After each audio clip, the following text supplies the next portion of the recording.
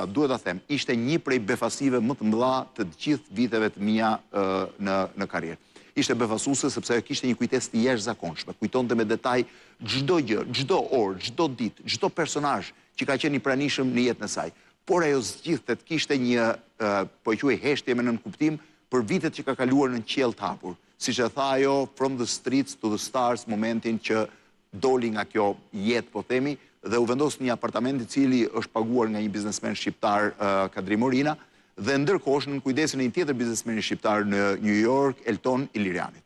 Rrëfimi i parashikimit Magut është realisht i rrallë dhe pikërisht për këtë arsye unë zgjodha ta vendosja sot. Është një rrëfim i jashtëzakonshëm, jo vetëm atyre që kanë jetuar atko, por dhe atyre që e kanë dëgjuar të thjesht nga rrëfimet e prindërve apo të afërmve tyre.